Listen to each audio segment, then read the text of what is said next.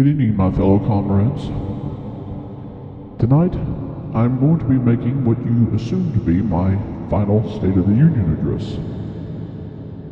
But I assure you, it's a farce, just like so many of the things you'll hear tonight in these excerpts.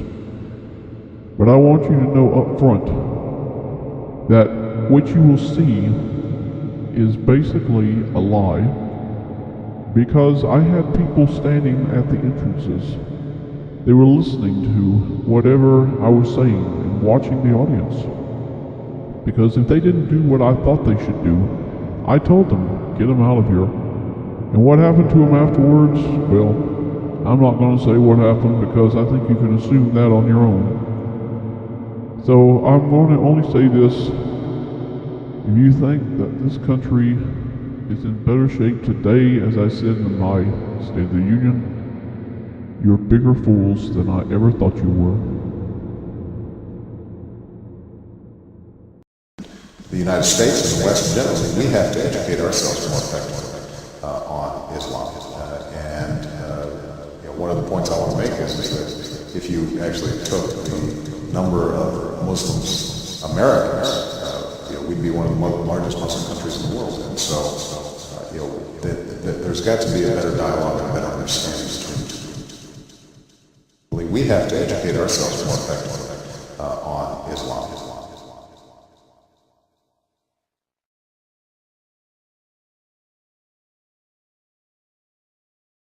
We'd be one of the largest Muslim countries in the world. We'd be one of the largest Muslim countries in the world. We'd be one of the largest Muslim countries in the world. We'd be one of the largest Muslim countries in the world. We'd be one of the largest Muslim countries in the world. We'd be one of the largest Muslim countries in the world. We'd be one of the largest Muslim countries in the world. We'd be one of the largest Muslim countries in the world. We'd be one of the largest Muslim countries in the world. We'd be one of the largest Muslim countries in the world. We'd be one of the largest Muslim countries in the world. Allah Allah Allah Allah Allah Allah Allah Allah Allah.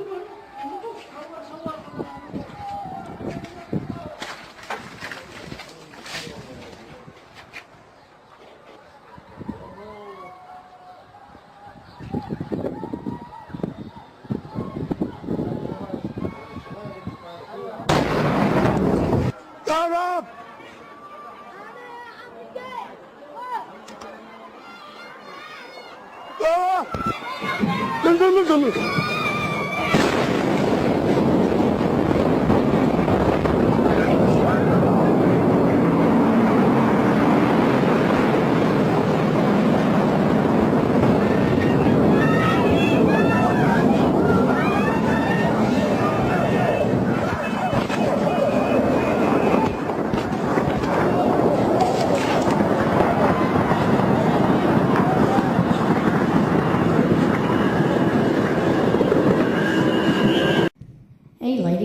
Here's an incredible opportunity for a fashion statement.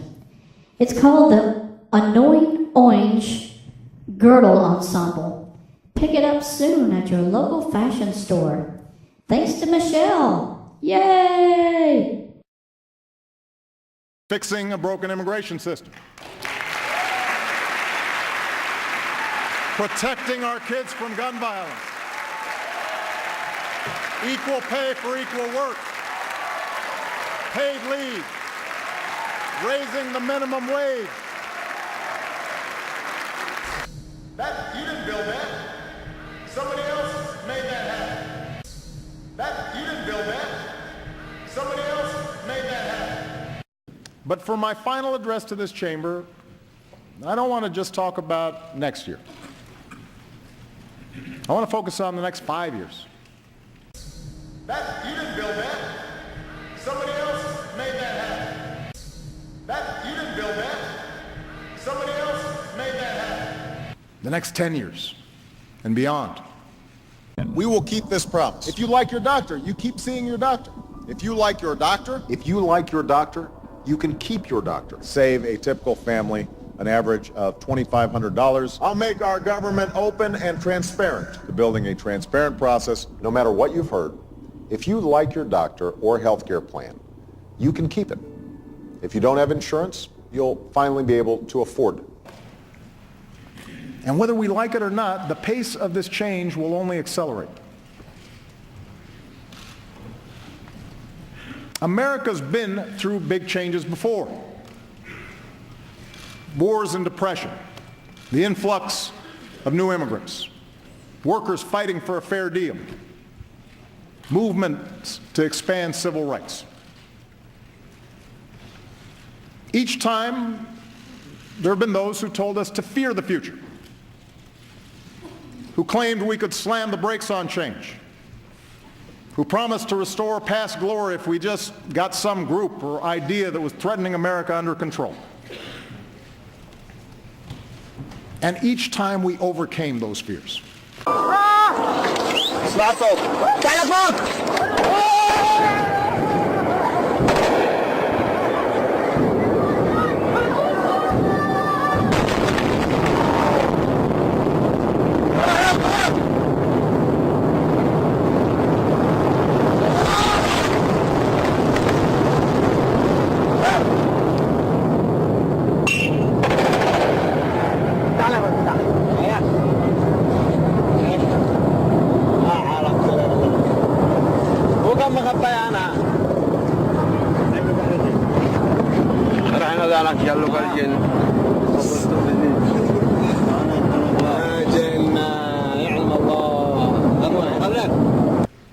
It's not too much of a stretch to say that some of the only people in America who are going to work the same job in the same place with a health and retirement package for 30 years are sitting in this chamber.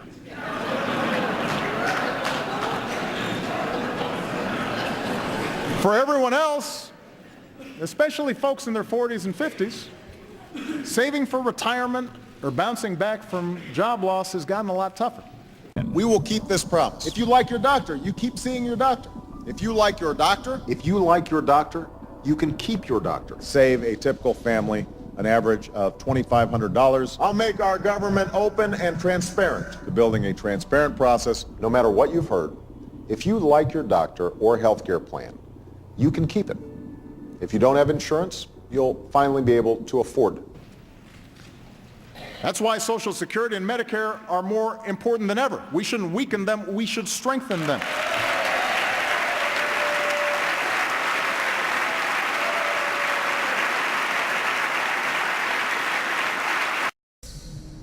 You didn't build that. Somebody else made that happen. You didn't build that. Somebody else made that happen.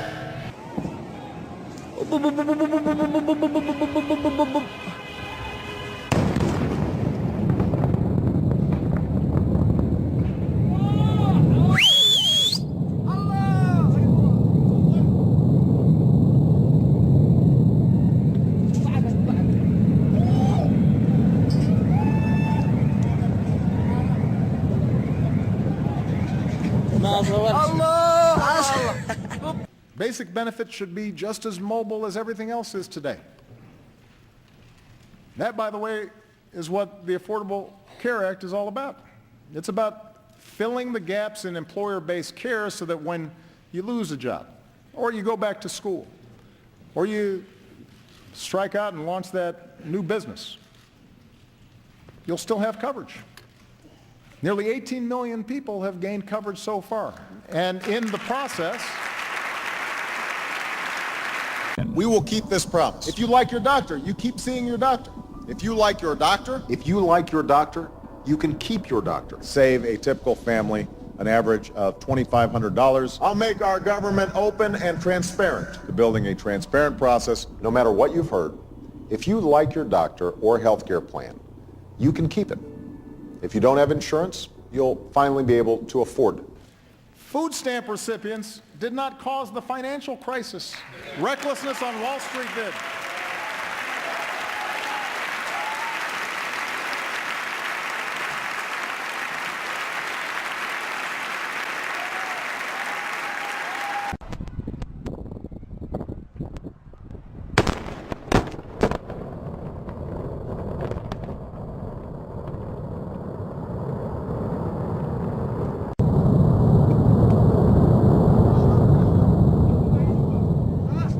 اجلس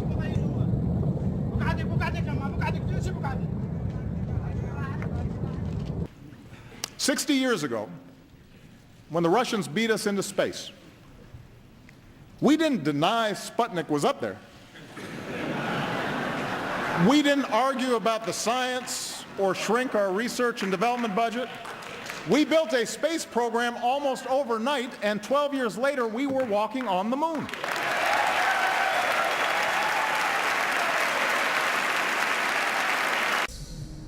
You didn't build that. Somebody else made that happen. You didn't build that. Somebody else made that happen. Well, so is all the rhetoric you hear about our enemies getting stronger and America getting weaker. Let me tell you something. The United States of America is the most powerful nation on earth. Period. Period. It's not even close. It's not even close.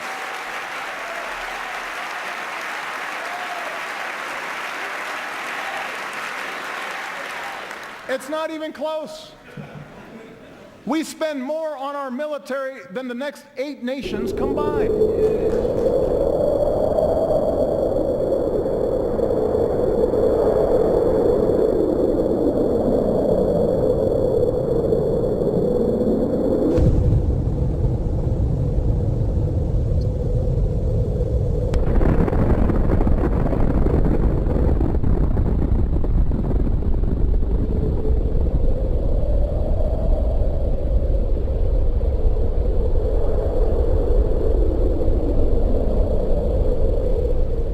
In today's world, we're threatened less by evil empires and more by failing states.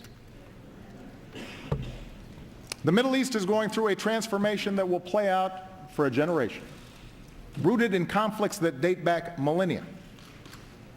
The United States and the West generally, we have to educate ourselves more effectively on Islam. One of the points I want to make is that if you actually took the number of Muslims Americans, we'd be one of the largest Muslim countries in the world.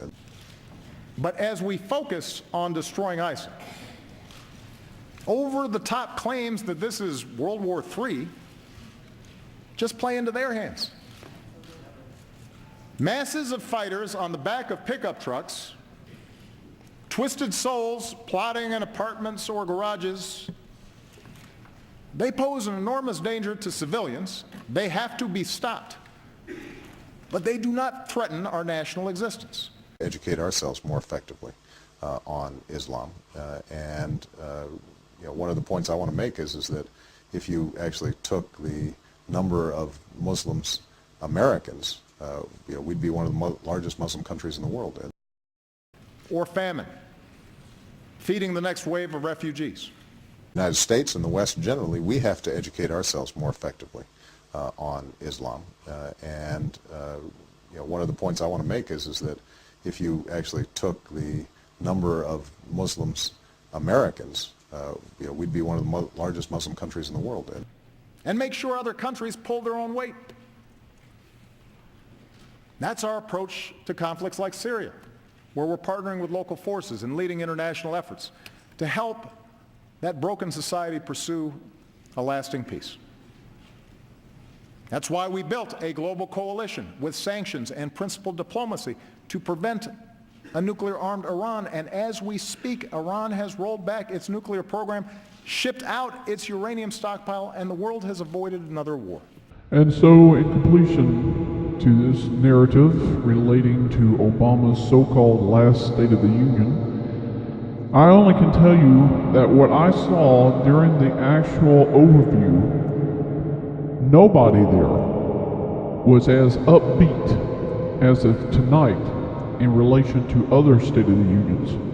And that tells you the whole thing was a farce, because nobody would be smiling and cheering when you can see how America has gone downhill in the past 7.5 and 8 years. And yet Obama refused during the entire State of the Union to bring out facts that are ongoing as we speak. And that's because he has to keep an illusion alive that he's the greatest dictator that America has ever had or ever will have.